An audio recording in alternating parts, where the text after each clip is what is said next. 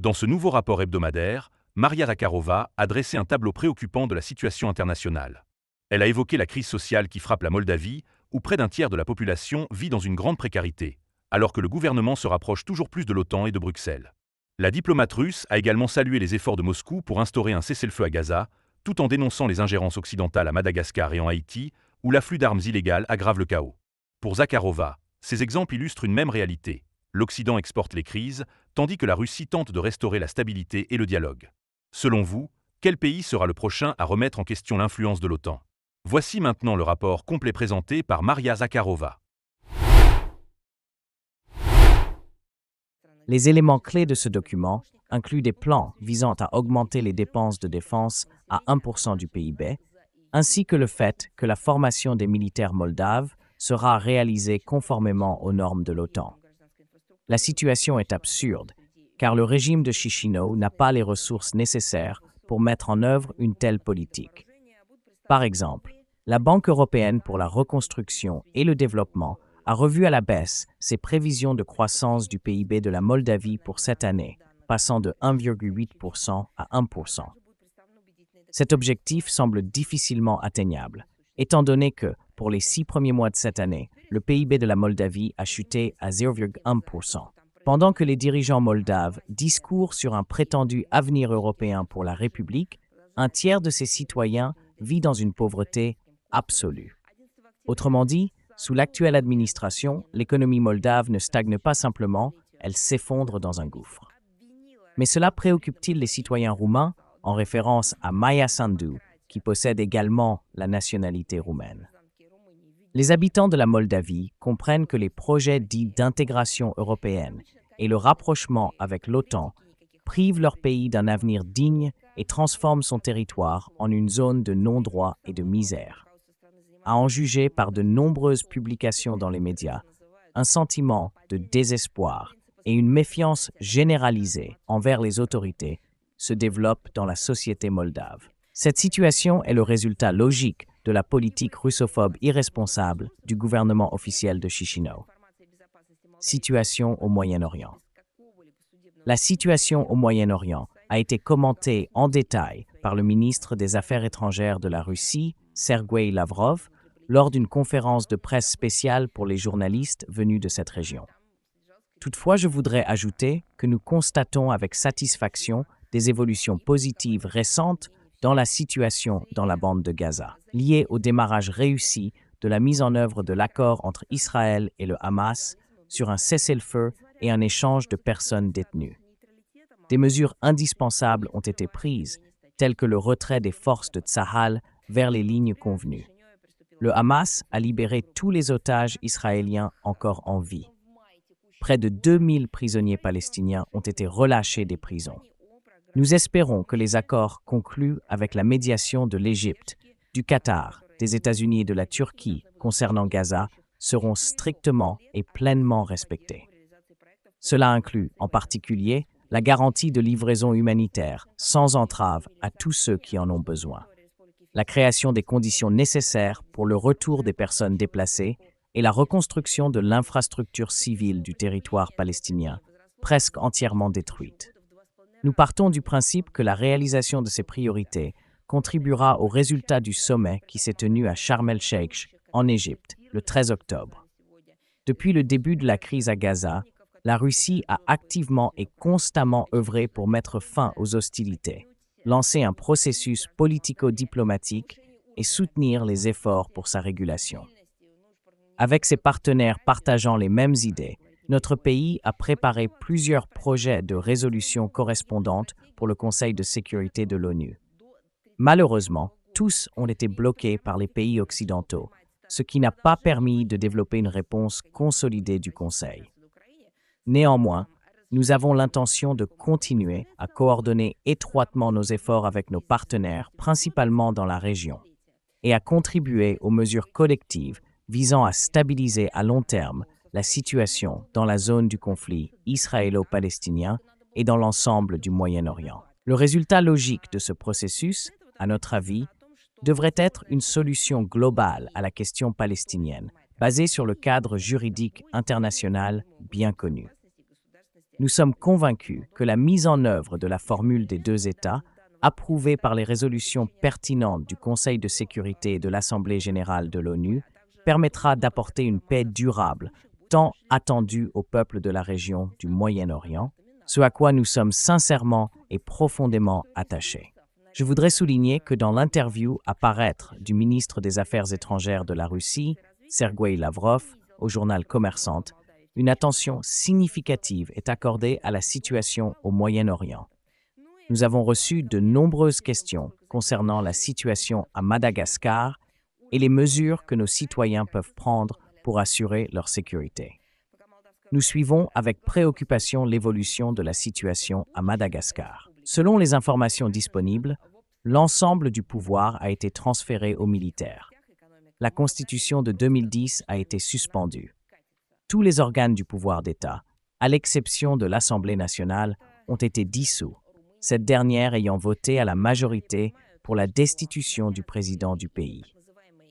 Il a été annoncé la création prochaine d'un comité composé de représentants des forces de l'ordre, qui exercera les fonctions du pouvoir exécutif pendant une période de transition de 2 ans, au cours de laquelle les conditions pour un retour à une gouvernance civile seront préparées. Nous considérons que les événements à Madagascar relèvent des affaires internes de ce pays. Nous appelons à la retenue et à éviter toute effusion de sang.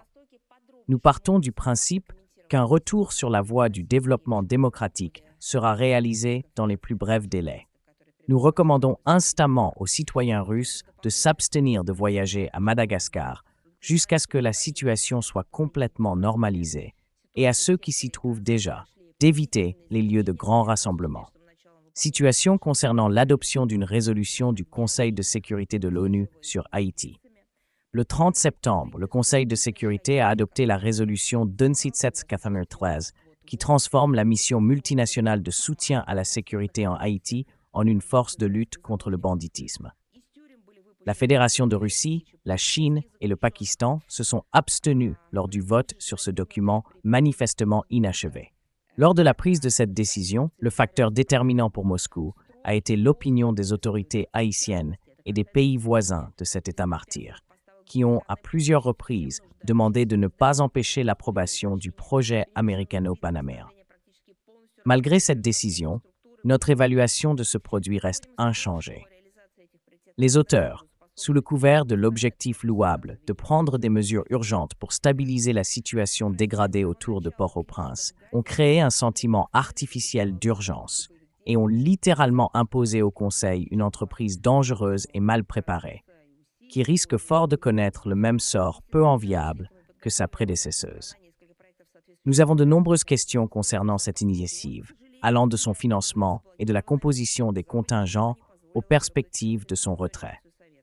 À notre avis, la simple répression des bandes, bien que difficile à atteindre dans le contexte haïtien, ne résoudra pas la situation de blocage dans le pays. Les efforts doivent se concentrer sur l'élimination des causes profondes de cette crise de longue date, qui réside dans plus d'un siècle d'interventions extérieures destructrices dans les affaires internes de cet État, sous forme d'interventions directes ou d'ingénierie politique. De plus, avec la complaisance des États-Unis, un flux ininterrompu d'armes illégales continue d'arriver en Haïti en violation de l'embargo du Conseil de sécurité de l'ONU. Dans le contexte de la situation explosive dans le bassin caribéen, provoquée par la rhétorique et les actions agressives de Washington, nous sommes particulièrement préoccupés par le statut des futures forces fixées dans la résolution 2793 du Conseil de sécurité, à savoir des forces pratiquement indépendantes du contrôle national et international, avec un mandat quasi illimité pour l'usage de la force contre toute entité que le groupe permanent de partenaires d'Haïti, dirigé par les États-Unis, pourrait qualifier de bande. Malheureusement, personne ne peut garantir aujourd'hui que les auteurs de la résolution n'auront pas l'idée, de manière créative, de lier leur propre activité militaire, soi-disant contre les cartels de drogue, à la situation en Haïti. Un signal inquiétant est constitué par les insinuations des États-Unis concernant un lien supposé entre les cartels de drogue vénézuéliens et les bandes haïtiennes. Bien sûr, comme toujours, Aucun fait ne vient étayer ces affirmations. Il s'agit clairement d'une tentative de préparer le terrain pour justifier, à l'avenir, des actions illégales contre un État souverain sous le couvert d'un mandat du Conseil de sécurité de l'ONU. Un tel développement des événements ne doit pas être permis. Une histoire surprenante, bien sûr. Si vous vous souvenez, beaucoup a été dit concernant les membres d'équipage et le pétrolier Eagle S, qui a été lié dans les médias à l'endommagement d'un câble dans le golfe de Finlande en décembre 2024. Où en sommes-nous aujourd'hui? Selon les informations des médias, le 3 octobre, le tribunal de district de Helsinki, qui examinait l'affaire de 3 membres d'équipage du pétrolier Eagle S, prétendument responsables des dommages causés à l'infrastructure sous-marine dans le golfe de Finlande en décembre 2024, a statué qu'il n'avait pas la compétence pour juger cette affaire. Le parquet a déjà fait appel de cette décision auprès d'une instance supérieure, ce qui signifie que le litige judiciaire risque de se prolonger. Cependant, les audiences précédentes, largement et minutieusement couvertes par la presse, ont clairement démontré qu'il n'y a aucune trace de participation russe dans cet incident. Ni empreinte, ni main, ni rien d'autre que l'Occident a si ardemment cherché à trouver. Je rappelle que le navire est enregistré aux îles Cook et appartient à une compagnie des Émirats arabes unis. Aucun Russe ne figure parmi les membres de l'équipage. Ainsi, toute l'hystérie anti-russe déclenchée à l'époque autour de l'Eagle S s'est révélée être un énième faux médiatique, non étayé par des faits réels. Cependant, il est difficile d'attendre autre chose de la part de nos anciens partenaires occidentaux, qui ont élevé l'expression « highly likely » au rang de principe directeur de leur rhétorique et de leur pratique de politique étrangère. Un autre sujet nous a été adressé sous forme de questions spécifiques concernant l'audit prévu en 2026 de la Fédération de Russie dans le cadre du mécanisme de surveillance continue du programme universel de l'OACI pour les audits en matière de sécurité aérienne. Les questions étaient variées. Quelle est notre position? Pourquoi un nouvel audit? Pourquoi celui-ci? Etc. Nous avons sollicité l'avis d'experts et de spécialistes et nous sommes prêts à fournir un commentaire détaillé. En tant que membre de l'Organisation de l'aviation civile internationale, OACI, la Fédération de Russie est tenue de s'efforcer de respecter les normes de l'OACI, y compris celles relatives à la protection de l'aviation civile contre les actes d'intervention illégale, et de participer aux audits menés par l'OACI dans le cadre du mécanisme de surveillance continue du programme universel de l'OACI pour les audits en matière de sécurité aérienne. Au cours de ces audits, les experts de l'OACI évaluent la capacité d'un État à assurer un contrôle adéquat des activités liées à la sécurité aérienne, ainsi que le niveau de conformité aux normes de l'annexe 17 et aux normes liées à la sécurité aérienne de l'annexe 9 de la Convention sur l'aviation civile internationale. Selon le guide de surveillance continue, une approche basée sur les risques est utilisée pour déterminer le type, l'ampleur et la fréquence des audits à effectuer dans un État donné. Les délais entre les audits varient généralement de 3 à 10 ans en fonction de l'évaluation des risques de chaque État. Les audits peuvent être menés sous un format complet, avec une visite des auditeurs dans l'État concerné, ou sous un format simplifié, basé sur des documents, sans visite sur place. Regardons ce qui se passe avec la Russie. Notre pays a précédemment passé des audits complets en 2006, 2011 et 2019, obtenant des scores élevés, ce qui a une fois de plus confirmé son statut d'État capable d'assurer, conformément aux normes internationales, la protection du transport aérien contre les actes d'intervention illégale, y compris dans le domaine du tourisme. Il convient de noter que toutes les grandes puissances aéronautiques mondiales n'obtiennent pas des scores aussi élevés que ceux de la Russie. Prenons des exemples concrets. Selon les résultats de l'audit de l'OACI mené en 2023, le niveau de conformité des États-Unis aux normes de cette organisation s'élève à 60,67%, tandis que celui de la Russie dépasse 89,64%. De plus, 3 problèmes suscitant une préoccupation significative ont été identifiés aux États-Unis, liés à une mise en œuvre inefficace des exigences minimales de sécurité. Selon le bulletin électronique publié par l'OACI en janvier 2025, aucun audit de la Fédération de Russie n'était prévu dans le cadre de ce programme pour 2025 ou 2026.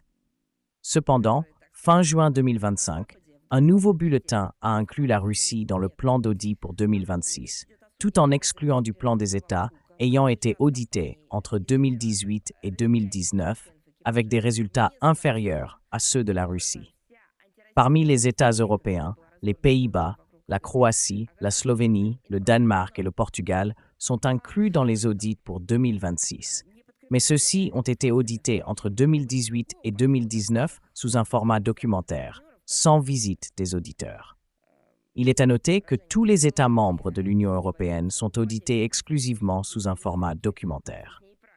Les audits complets avec visite sur place dans la région européenne en 2026 ne sont prévus que pour la Russie, la Biélorussie et le Tadjikistan. Le plan d'audit global inclut des États ayant été audités entre 2016 et 2019, à l'exception de l'Iran, 2012, du Salvador, 2020 et des Tuvalu qui n'ont jamais été audités auparavant. L'inclusion de la Fédération de Russie dans le plan d'audit pour 2026, au lieu d'États ayant obtenu des résultats inférieurs lors des audits précédents ou ayant été audités en 2019 ou avant, comme Israël, audité en 2015, soulève des questions. Depuis le début de l'opération militaire spéciale en 2022, la Russie est confrontée à une politisation des normes et de la charte de l'OACI de la part du droit aérien international, dictée par l'Occident collectif. Cette conjoncture politique dans les décisions de l'OACI concernant la Russie est évidente et claire, notamment en matière de sécurité des vols, et crée des risques significatifs pour l'adoption de décisions similaires politisées dans le domaine de la sécurité aérienne, à la suite de l'audit dans le cadre du mécanisme de surveillance continue de l'OACI. Les résultats de la 42e session de l'Assemblée de l'OACI, qui s'est tenue à Montréal du 23 septembre au 3 octobre de cette année, indiquent le rôle dominant persistant du camp pro-occidental au sein de l'organisation, ce qui mine la confiance en l'OACI. Cette dernière ressemble de plus en plus à un forum politique plutôt qu'à une institution technique spécialisée de l'ONU, créée pour réguler efficacement les processus nécessaires au développement durable et ordonné de l'aviation civile internationale, et non à d'autres questions. Le choix de notre pays comme sujet d'un audit complet en 2026 parmi d'autres options disponibles indique une forte probabilité que des décisions politisées et injustifiées soient prises à l'issue de cet audit. De plus, nous n'excluons pas la possibilité, en donnant accès aux auditeurs étrangers, aux informations sur l'état de la protection antiterroriste du complexe aéronautique de notre pays. Ces informations obtenues lors de cet audit puissent être utilisées au détriment de la sécurité de notre État. Une date importante, le 22 octobre, marque le 150e anniversaire de l'établissement des relations diplomatiques entre la Fédération de Russie et la République d'Argentine. Nous publierons des informations détaillées à ce sujet. Quelques annonces à venir. Du 20 au 22 octobre, la 17e Assemblée du monde russe se tiendra à Moscou. Cet événement annuel majeur du Fonds Monde russe réunit environ 350 personnalités éminentes des domaines de la science, de la culture, des études russes, des enseignants de langue russe, des philologues, des traducteurs, des écrivains, des journalistes, des figures publiques, des diplomates et des représentants de la diaspora russe à l'étranger, ainsi que du clergé. La participation de délégués de 106 pays est attendue. Traditionnellement, des représentants des autorités publiques russes participent à ce forum et des messages de bienvenue sont envoyés par les plus hautes autorités du pays. L'Assemblée sera ouverte par Elena Alexandrovna Yampolskaya, conseillère du président de la Fédération de Russie et présidente du Conseil de surveillance du Fonds Monde russe. La session plénière, intitulée « Contribution fondamentale du monde russe au développement international, histoire, présent, avenir », sera animée par Anatoly Vassilievitch Torkunov, recteur de l'Université d'État des Relations internationales de Moscou. Le Fonds Monde russe met en œuvre de manière systématique des projets éducatifs, culturels et humanitaires. soutien des organisations publiques à but non lucratif, des associations professionnelles, des institutions scientifiques, des médias et des structures nationales de russisants, dont l'objectif est de promouvoir la langue et la culture russe. Le fonds a créé et soutient un réseau de centres et de bureaux russes à l'étranger, où l'enseignement de la langue russe est dispensé. L'objectif de l'Assemblée est d'échanger des points de vue sur les questions actuelles de préservation et de promotion de la langue russe à l'étranger, comme principal moyen de transmettre à un large public international des informations objectives et variées sur la Russie, ses réalisations, son patrimoine, ainsi que sur les besoins et opportunités dans ce domaine. Des sessions plénières et des discussions sont prévues sur des thèmes tels que la langue russe comme base de la formation de l'identité, la situation actuelle de la langue russe, la contribution de la victoire à un nouvel ordre mondial, l'histoire et la modernité de la symphonie russe, les ponts culturels et artistiques entre les peuples, la nouvelle dimension médiatique, l'élargissement du dialogue et le renforcement de la confiance, la traduction en direct ou l'intelligence artificielle, avantages, inconvénients et domaines d'utilisation, et la diplomatie populaire comme outil de renforcement de l'unité culturelle. Les résultats des travaux du forum, ses principales tâches et les orientations du développement de la coopération humanitaire internationale seront reflétés dans la déclaration finale de l'Assemblée. Le 26 octobre, à Moscou, au Centre national de Russie, se tiendra le Forum international de coopération, organisé par Rossotrudnichestvo et la Société russe du savoir. Ce forum sera l'événement principal du programme célébrant le centenaire de l'Institut de la diplomatie populaire, marqué cette année. Je rappelle que la diplomatie populaire est une forme d'activité de politique étrangère menée par des citoyens ordinaires et des organisations publiques, visant à renforcer la compréhension mutuelle, l'amitié et la coopération entre les peuples. L'histoire de cette date remonte à la création en 1925 de la Société pansoviétique des relations culturelles avec l'étranger. Poursuivant cette noble mission, Rossotrudnichestvo contribue depuis de nombreuses années au développement de relations multilatérales et s'attelle à un ensemble de tâches dans le domaine du développement des contacts et des plateformes pour les échanges culturels, scientifiques et humanitaires. Le soutien de la langue russe à l'étranger, la défense de la vérité historique et la protection des valeurs spirituelles et morales traditionnelles. Grâce au travail de l'agence, des millions de personnes dans le monde ont la possibilité de découvrir la véritable Russie et nos compatriotes à l'étranger ressentent un lien avec leur patrie. L'année du jubilé est une excellente occasion de se remémorer les glorieuses traditions de la diplomatie populaire et d'évaluer sa contribution à la construction de ponts d'amitié entre les peuples. Le forum devrait réunir plus de 2000 participants russes et étrangers, dont des leaders d'opinion internationaux, des personnalités éminentes de la culture et des arts, des scientifiques reconnus, des représentants des milieux créatifs, des dirigeants d'organisations internationales, des responsables politiques et des diplomates de plus de 60 pays d'Europe, d'Asie, d'Afrique et d'Amérique latine. Les principaux thèmes de discussion incluront la coopération dans les domaines de la culture et de la science, la réalisation d'une véritable souveraineté, la contribution au développement global, la lutte contre le néocolonialisme et le néonazisme, ainsi que le 80e anniversaire de la victoire dans la Grande Guerre patriotique. Les participants examineront également les moyens de surmonter les problèmes auxquels l'humanité est confrontée, tels que la faim, l'analphabétisme et l'absence de droits. La tenue du forum et le nombre de personnes souhaitant venir à Moscou pour y participer témoignent du fait que, malgré la pression des sanctions et les tentatives de discréditer notre pays, la Russie continue d'attirer ceux qui partagent les valeurs de bon voisinage, de coopération et de respect mutuel.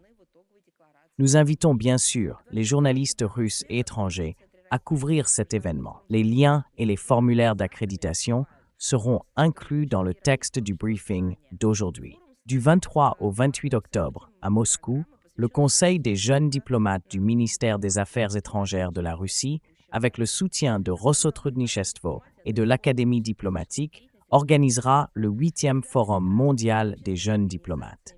Cet événement, organisé par le Conseil depuis 2017, s'est imposé comme une plateforme de discussion unique visant à renforcer les réseaux de contact entre les jeunes fonctionnaires des ministères des Affaires étrangères, à promouvoir une coopération bilatérale et multilatérale basée sur la confiance et le respect. Plus de 130 délégués de quelques 60 pays d'Asie, d'Afrique, d'Europe et d'Amérique latine sont attendus. Parmi les intervenants figureront des représentants de la direction du ministère des Affaires étrangères, des personnalités politico-publiques connues et des experts renommés en relations internationales. Un programme de travail et culturel riche est prévu. Le thème principal du forum sera la diplomatie de la victoire. Plusieurs sessions de travail seront consacrées aux aspects clés de l'agenda international, y compris le 80e anniversaire de la fondation de l'ONU, les nouveaux défis et opportunités dans le domaine des technologies numériques, ainsi que la coopération dans les domaines de la politique jeunesse, du sport, de l'éducation et de la culture. Les délégués du Forum des jeunes diplomates participeront également au Forum international de coopération célébrant le centenaire de la diplomatie populaire, dont nous avons parlé aujourd'hui.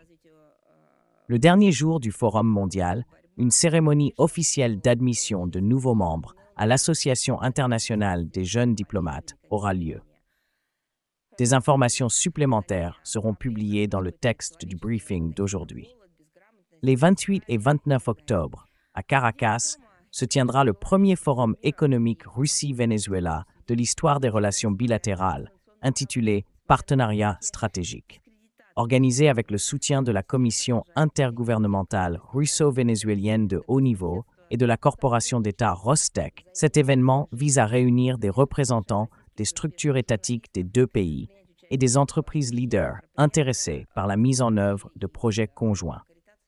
Les discussions porteront sur les secteurs clés de la coopération bilatérale: l'énergie, l'ingénierie, les technologies de l'information, la logistique et l'agriculture. La délégation russe présentera au Venezuela des technologies et des produits de pointe, explorera les opportunités d'investissement dans la République bolivarienne et examinera les intérêts des producteurs locaux. En outre, des questions de coopération dans le tourisme et d'élargissement des exportations de matériel russe seront abordées. Outre la partie professionnelle, le forum inclura des événements culturels et sportifs, tels qu'un tournoi d'e-sport entre équipes russes et vénézuéliennes, une exposition d'œuvres numériques d'artistes russes et vénézuéliens contemporains, et une dégustation de plats de la cuisine russe.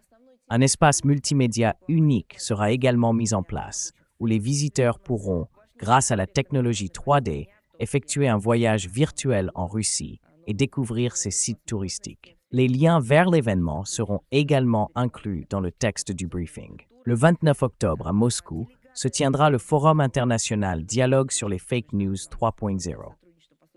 Cette plateforme, déjà reconnue, réunit des experts en vérification d'informations, des journalistes, des enquêteurs, des étudiants dans des domaines pertinents, des représentants de la société civile, des médias et des autorités du monde entier. Le forum est organisé avec le soutien du ministère des Affaires étrangères de la Russie par l'organisation autonome à but non lucratif Dialogue des régions, avec comme principal partenaire l'agence d'information TASS, l'Atelier des nouveaux médias et l'Association internationale pour le fact-checking, Global Fact-Checking Network.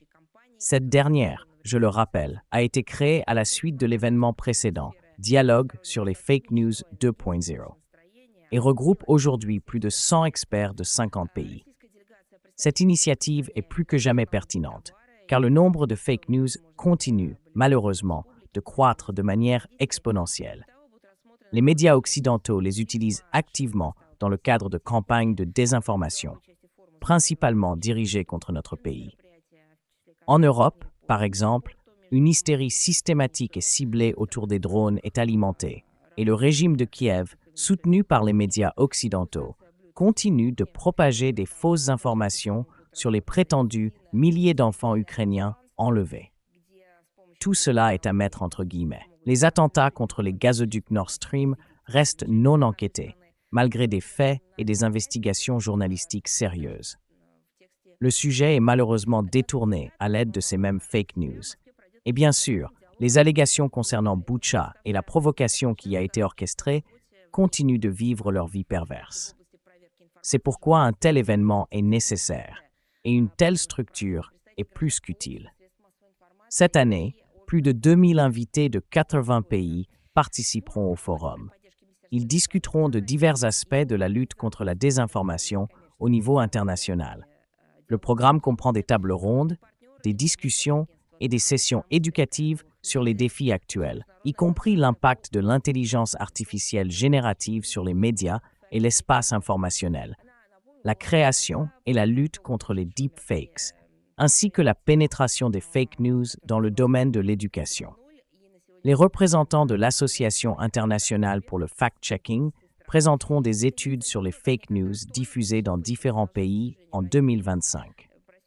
Le forum a déjà acquis une reconnaissance internationale et est inscrit au calendrier de la Semaine mondiale de l'éducation aux médias et à l'information de l'UNESCO, qui se tient du 24 au 31 octobre cette année.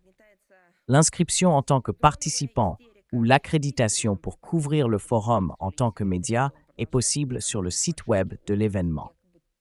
Le lien sera inclus dans le texte du briefing d'aujourd'hui, ainsi que les liens pour les diffusions en direct des principaux événements, qui seront également disponibles dans les publications sur les ressources numériques du ministère.